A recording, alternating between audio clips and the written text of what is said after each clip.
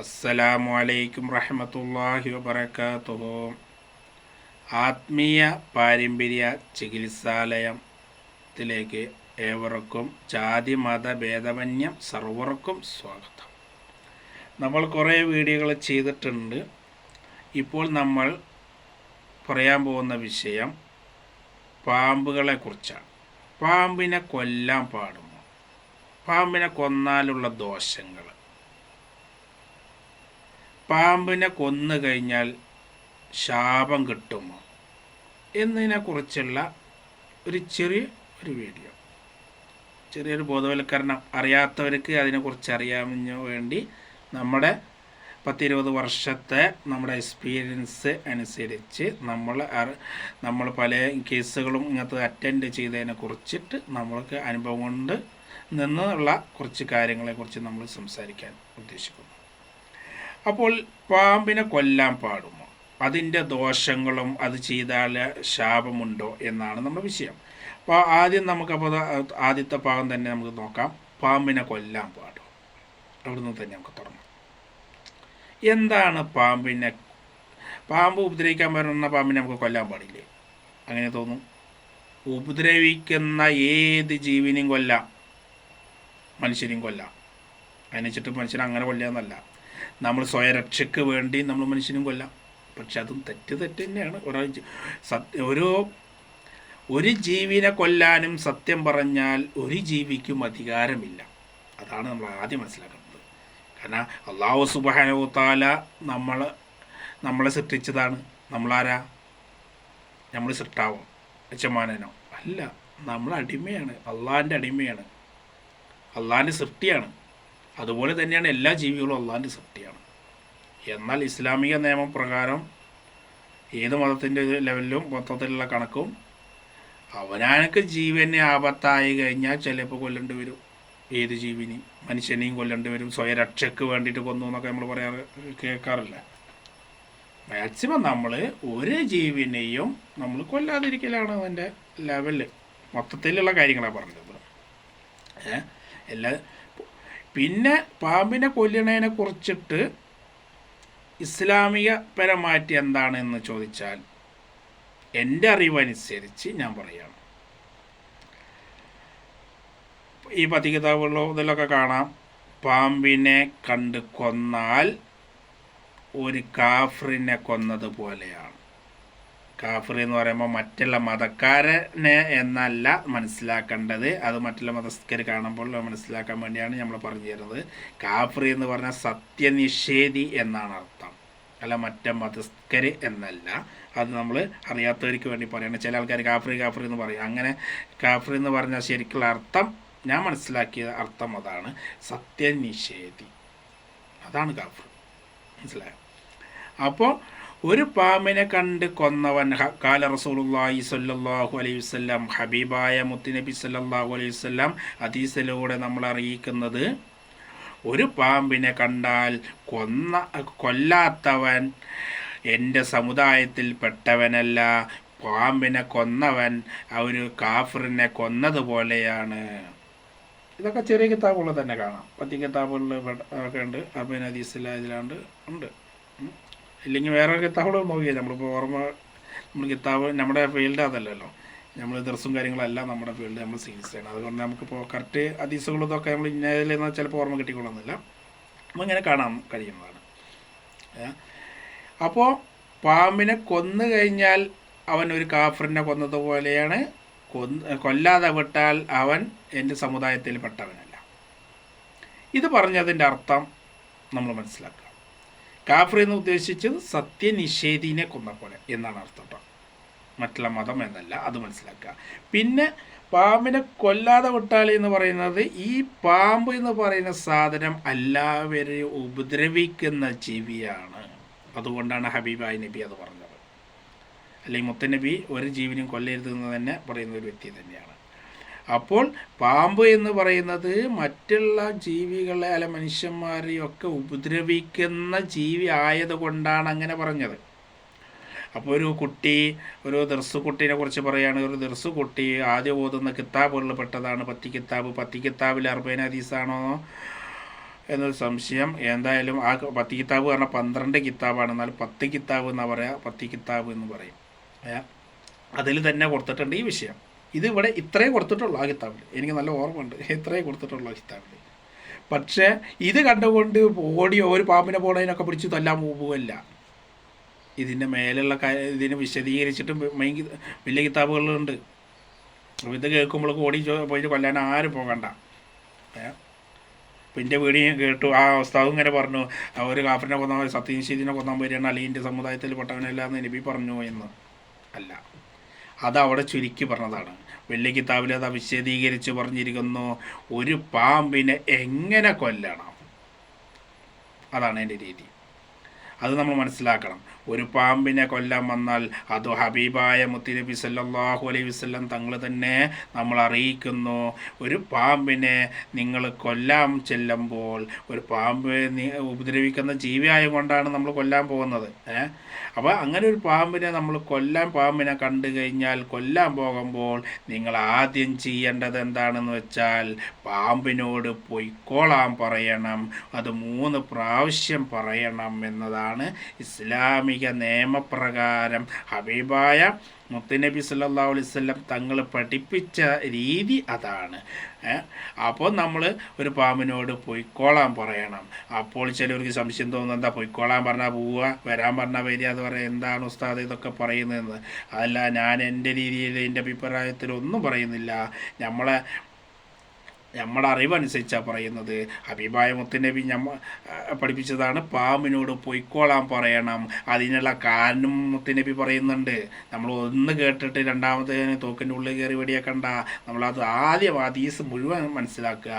പാമ്പിനെ കൊന്ന കാഫിറിനെ സത്യനിഷേധിനെ കൊന്നതുപോലെയാണ്, കൊല്ലാത്ത വിട്ട് കഴിഞ്ഞാൽ എൻ്റെ സമുദായത്തിൽ പെട്ടവനല്ല എന്നൊക്കെ ചെറിയ കിതാബിൽ ചുരുക്കി എഴുതിയിരിക്കുന്നു. എന്നാൽ അല്ലാത്തതിൽ വിശദമായിട്ട് ഹബീബായ നബി പറയുന്ന കാണാം. എന്ത്, പാമ്പിനെ നിങ്ങൾ കൊല്ലേണ്ട രീതി എങ്ങനെയാണെന്ന് വെച്ചാൽ, കൊല്ലാൻ പോകുന്ന സമയത്ത് പൊയ്ക്കോളാം 3 പ്രാവശ്യം നിങ്ങൾ പറയണം. കാരണം എന്താണെന്ന് മുത്തുനബി തന്നെ പറയുന്നുണ്ട്. എന്താ കാരണം?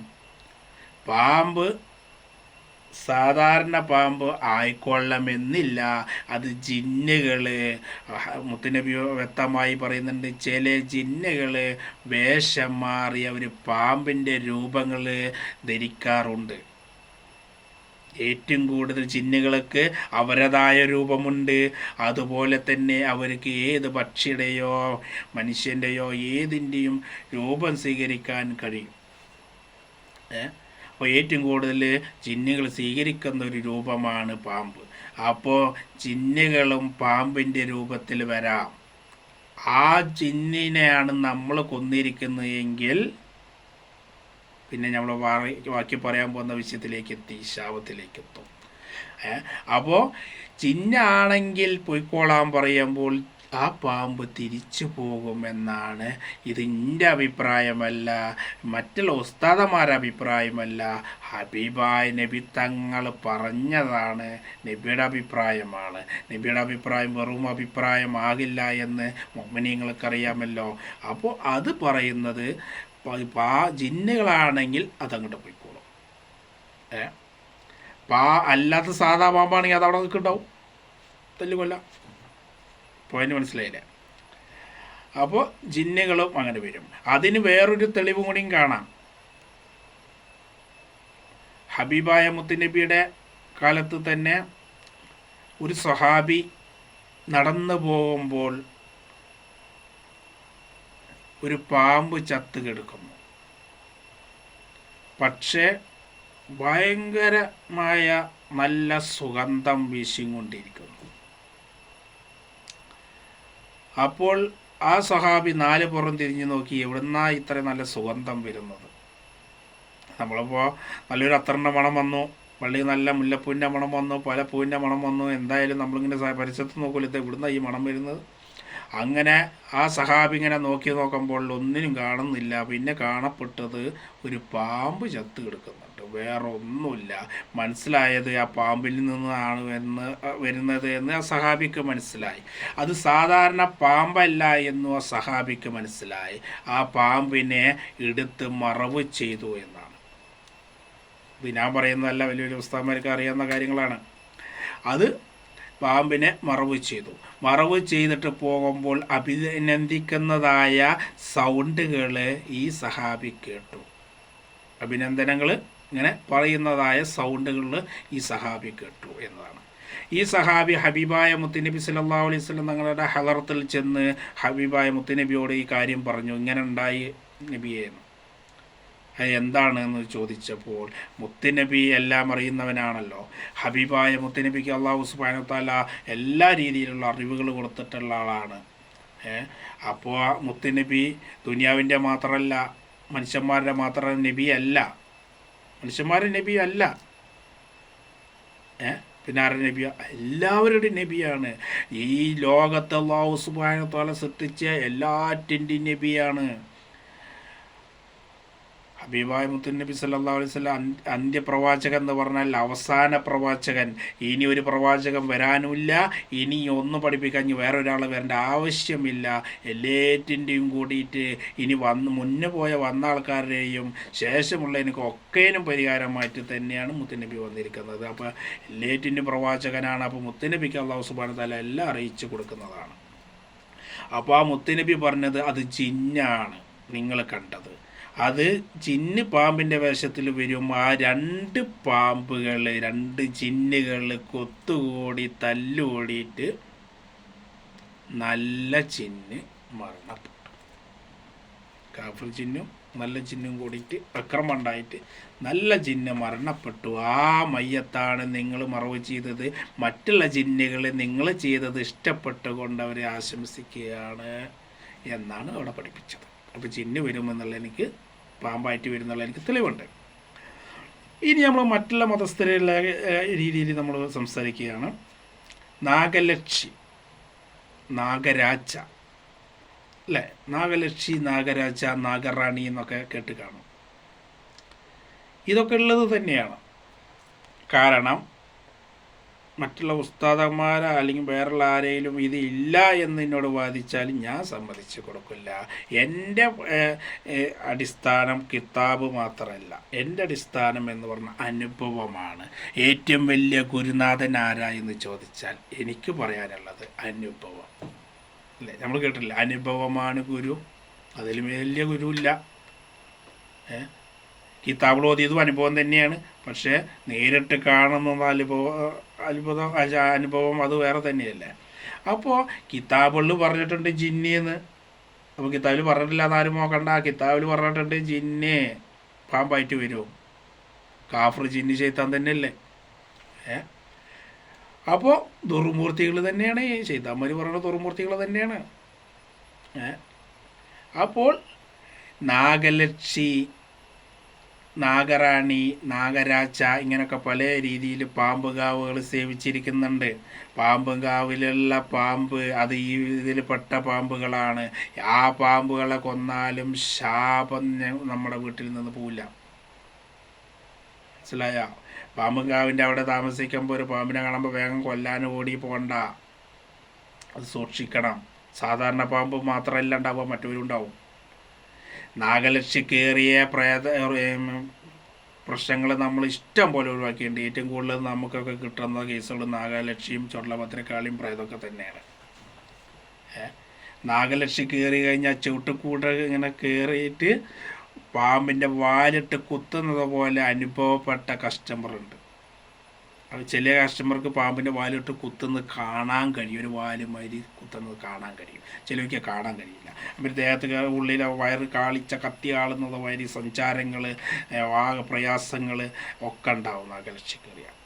നമ്മളപ്പോൾ ആവശ്യത്തിലേക്ക് പോകല്ല, അതിനൊക്കെ നമ്മൾ വേറെ വീഡിയോ വിട്ടിട്ടുണ്ട്. അപ്പോൾ ഈ നാഗലക്ഷി, നാഗരാജ എന്നൊക്കെ പറയുന്ന സാധനങ്ങൾ തന്നെയാണ്. അപ്പോൾ ഈ പാമ്പിനെ സേവിക്കുന്നതിന് നമ്മുടെ ആൾക്കാർ ആരും അവഗണിക്കാൻ പോകണ്ട. അതിനൊക്കെ ശക്തിയുള്ളത് തന്നെയാണ്, അത് ദുർമൂർത്തികളാണ് എന്ന് മാത്രം. എല്ലാറ്റിൻ്റെ അടിസ്ഥാനം നമ്മൾ മനസ്സിലാക്കുന്നത് അല്ലാഹു സുബ്ഹാനഹു വ തആലയാണ്. അള്ളാഹിൻ്റെ സൃഷ്ടികളാണ് മനുഷ്യന്മാരും മൃഗങ്ങളും ജിന്നുകളും ശൈത്താനുകളും എല്ലാ പിശാചുകളും എല്ലാവരും അല്ലാഹു സുബ്ഹാനഹു വ തആലയുടെ സൃഷ്ടികളാണെന്ന് മനസ്സിലാക്കുക. അപ്പോൾ ഈ മൂർത്തികൾ തന്നെ പാമ്പ് ശാപം കിട്ടുന്നത് വേറെ സാധാരണ പാമ്പല്ല, ഇങ്ങനെയാണ്. പിന്നെ പാമ്പിൻ്റെ ശാപം വരുന്നത് നമ്മളൊരു പൊത്തടക്കുമ്പോൾ, അത് നമ്മൾ പെട്ടെന്ന് ഇപ്പോൾ ഓർമ്മ വന്നാണ്, നമ്മളത് പറയാൻ ഉദ്ദേശിച്ചതായിരുന്നില്ല, എന്തായാലും ഓർമ്മ വന്നത് ചിലവർക്ക് ഉപകാരപ്പെടുന്ന ഒരു വിഷയമാണത്. പൊത്തടക്കുമ്പോൾ നമ്മൾ വീടിൻ്റെ ചുമരുകൾ അടക്കുക, അല്ലെങ്കിൽ നമ്മളല്ലാത്ത മണ്ണിൽ കാണുന്ന പൊത്തുകൾ നമ്മൾ അടക്കുക. നമ്മളൊക്കെ പൈതങ്ങൾ മക്കളുണ്ടാവുക നമ്മുടെ കുടുംബത്ത്, അവരൊക്കെ എന്തെങ്കിലും അവിടെയൊക്കെ പോയിട്ട് ആ പൊത്തിൽ കൈയിട്ടാലോ, അവിടെയൊക്കെ പാമ്പ് എന്തെങ്കിലുമൊക്കെ ഉണ്ടെങ്കിലോ അപ്പോൾ ഈ പൊത്തടക്കാം എന്നുള്ളത് നല്ല കാര്യമാണ്. പൊത്തടക്കൽ ഏറ്റവും നല്ല കാര്യം തന്നെയാണ്. അപ്പോൾ ചിലർ ചമരുമ്പ ഉണ്ടാവും പൊത്തുകൾ, ഇതൊക്കെ നമുക്കൊക്കെ ഭീഷണി തന്നെയാണല്ലോ. പാമ്പ് എന്ന് പറഞ്ഞാൽ എല്ലാവർക്കും അറിയുന്ന പേടി മറപ്പും ഒക്കെ ഉണ്ടാകുന്ന ഒരു ജീവി തന്നെയാണ് പാമ്പ്. അപ്പോൾ ഈ പറയുന്ന നമുക്കും പേടിയുണ്ടോയെന്ന് വെച്ചാൽ പേടിയുണ്ട്, ഇല്ലയെന്ന് വെച്ചാൽ ഇല്ല എന്ന് പറഞ്ഞാൽ പറ്റും. നമുക്ക് അത്യാവശ്യം ധൈര്യമുള്ളവരൊക്കെ ആണെങ്കിലും പാമ്പ് എന്ന് പറയുമ്പോൾ അതിനൊരു പ്രത്യേക ഒരു ഇതുണ്ടല്ലോ. അപ്പോൾ ഇത് അടക്കും അല്ലേ. അപ്പോൾ ഇത് അടക്കണം നല്ലതാണ്. പക്ഷേ ഈ അടക്കുമ്പോൾ പൊത്ത് മാളം അടക്കുമ്പോൾ നമ്മൾ ശ്രദ്ധിക്കേണ്ട കാര്യം, അതിൽ പാമ്പുണ്ടോ, അതിൽ വേറെ ഏതെങ്കിലും ജീവികളുണ്ടോ എന്ന് നമ്മൾ മനസ്സിലാക്കണം. അതുണ്ട് എന്ന് ഉറപ്പുണ്ടെങ്കിൽ അതിനെ പുറത്ത് കടന്നതിന് ശേഷമേ നമ്മളതിന് ആ പൊത്ത് അടക്കാകുള്ളൂ. അപ്പോൾ നമ്മളൊരു പൊത്തടക്കുമ്പോൾ അത് നമ്മൾ അതിൽ എന്തെങ്കിലും ജീവി ഉണ്ടോ എന്ന് നമ്മൾ ശ്രദ്ധിക്കുക തന്നെ വേണമെന്നാണ് എനിക്ക് ഓർമ്മപ്പെടുത്താനുള്ളത്. നമ്മളെ വീഡിയോ കാണുന്നവരെല്ലാവരും മനസ്സിലാക്കേണ്ട ഒരു വിഷയമാണ്. പൊത്തിൽ അഥവാ ഒരു പാമ്പ് ഉണ്ടായി നമ്മൾ കണ്ടിട്ടില്ല, നമ്മൾ അടച്ചു എന്ന് വെക്കുക, അങ്ങനെ സംഭവിച്ചു എന്ന് വെക്കുക, അതിൻ്റെ ശാപം നമ്മുടെ മേത്തത് പോയില്ല, ശ്വാസം മുട്ടിച്ച് കൊന്നതാണ് നമ്മൾ. സാധാരണ ഒരു പാമ്പിനെ ഉപദ്രവിക്കാൻ പറ്റുന്ന പാമ്പിനെ കൊന്നത് മാതിരിയല്ല അതിന് വരിക. അതിന് പ്രത്യേകം ശിക്ഷ ഉണ്ടാവും. അത് പ്രത്യേകം തെറ്റാണ്, അതുകൊണ്ട് ശാപം ഉണ്ടാവും. ഇങ്ങനെ കൊന്നാലും അതുപോലെ ഈ കത്തിക്കുക, നമ്മൾ ഈ ചപ്പും അതുപോലെ നമ്മൾ ഈ ചപ്പുകൾ കത്തിക്കുമ്പോൾ, ഈ ഇലകളും നമ്മളെ വേസ്റ്റുകളൊക്കെ കത്തിക്കുന്ന സമയത്ത് ശ്രദ്ധിക്കേണ്ട ഒരു കാര്യമാണ്. നമ്മൾ കുറച്ച് വേസ്റ്റ് കൊണ്ടുപോയി കത്തിക്കുകയാണെങ്കിൽ നമുക്ക് ശ്രദ്ധിക്കണ്ട. പക്ഷേ നമ്മൾ ഈ ചപ്പുകൾ അടിച്ച് കൂട്ടിയ ചപ്പുകൾ അങ്ങനെ കുറേ കൂടിക്കെടുക്കുന്നത് ഉണ്ടാവുമല്ലോ, നമ്മൾ ഒന്നിച്ച് നമ്മളവിടെ തീയിടുക എന്ന് വിചാരിച്ചിട്ട് പോയി തീയിടുമല്ലോ, കത്തിക്കുമല്ലോ. അങ്ങനെ ചെയ്യുമ്പോൾ നമ്മൾ ശ്രദ്ധിക്കേണ്ട ഒരു വിഷയമാണ്. അത് നമ്മൾ ഗൗരവമായിട്ട് ചിന്തിക്കേണ്ട ഒരു കാര്യമാണ്. ചെയ്യേണ്ട ഒരു കാര്യം, നമ്മൾ അതൊക്കെ ഒരു വടി കൊണ്ടൊന്ന് തട്ടിയൊക്കെ ഒന്ന് നോക്കി, ഒന്ന് ചിക്കി ആകെ ഒന്ന് തട്ടി നോക്കി എന്നതിന് ശേഷം കത്തിക്കുക. കാരണം അതിലൊരു പാമ്പോ അല്ലെങ്കിൽ ഏതൊരു ജീവിയാണെങ്കിലും അത് കത്തി കഴിഞ്ഞാൽ അതിൻ്റെ ശാപം ഉണ്ടാവും. അള്ളാഹു സുബ്ഹാനഹു തആലാൻ്റെ ശിക്ഷ അത് വേറെ ഉണ്ടാവും. അള്ളാഹു സുബ്ഹാനഹു തആല തന്നെ കിതാബുകൾ കൂടെയൊക്കെ മഹാന്മാർ നമ്മളെ പഠിപ്പിച്ചത് കാണാം. കിതാബുകൾ ഓതിയവർക്ക് മനസ്സിലാവും. നമ്മളൊക്കെ ദർസിൽ പഠിച്ച ഒരു കാര്യമാണ്. എന്ത്? ഒരു ജീവിനെ തീ കൊണ്ട് കത്തിക്കരുത്, തീ കൊണ്ട് കൊല്ലരുത്, തീ കൊണ്ട് ഒരു ജീവിനും കൊല്ലാൻ പാടില്ല. ചില ആൾക്കാർ ഈ എലീനൊക്കെ പിടിച്ചിട്ട് കൂട്ടിലൊക്കെ കഴിയിട്ട് തീയുമൊക്കെ ഇങ്ങനെ കാട്ടും. ചിലർ വെള്ളത്തിൽ മുക്കി കൊല്ലും. അത് നമ്മൾ അതിനെ കൊല്ലാൻ അങ്ങനെ ചെയ്യാം. എന്നാലും വെള്ളത്തിൽ മുക്കി കൊന്നാലും തീ കൊണ്ട് ഒരു ജീവിനെ കൊല്ലാൻ പാടില്ല എന്നാണ് ഇസ്ലാമിക നിയമപ്രകാരം. തീ നരക ആണ്, നരകത്തിൽ തീയാണല്ലോ. അത് നരകത്തിലിടാൻ അള്ളാഹു സുബ്ഹാനഹു തആലക്കാണ് അധികാരമുള്ളോ, സൃഷ്ടിച്ച സൃഷ്ടാവിനെയുള്ളോ. അതുകൊണ്ട് ഒരാളെ കൊല്ലാനും അങ്ങനെ തന്നെയുള്ളോ, സൃഷ്ടിച്ച സൃഷ്ടാവിന് തന്നെയുള്ളോ അധികാരം നമുക്കില്ല.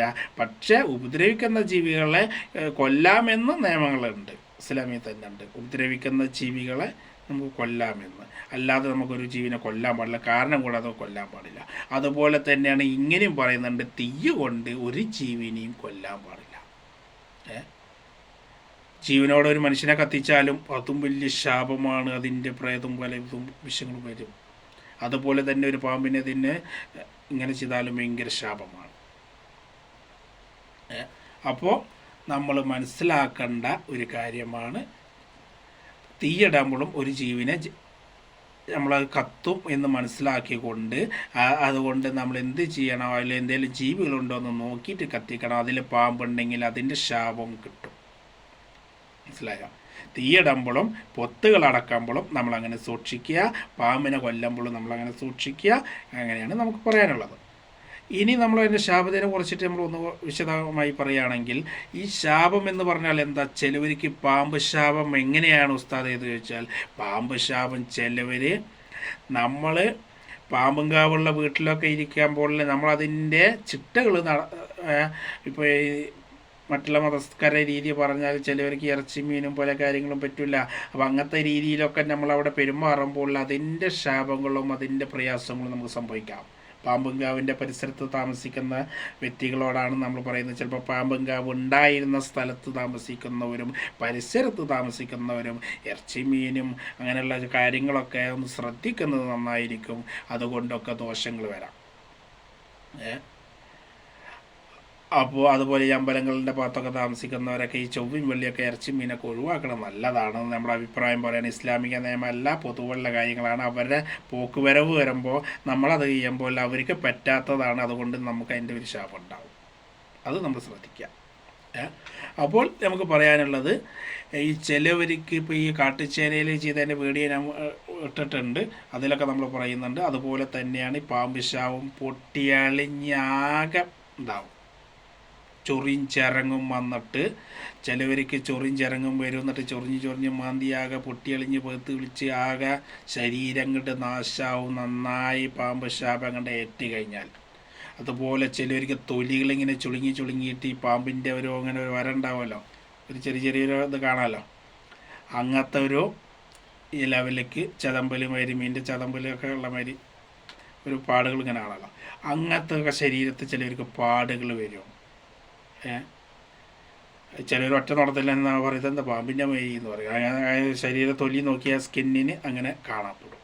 ചിലർക്ക് ചൊറിയും ചിറങ്ങുകളും വന്നിട്ടും വല്ലാത്ത കാര്യങ്ങളൊക്കെ എല്ലാവരും തടസ്സങ്ങളും അസുഖങ്ങളും കാര്യങ്ങളായിട്ട് നശിച്ചു പോകും.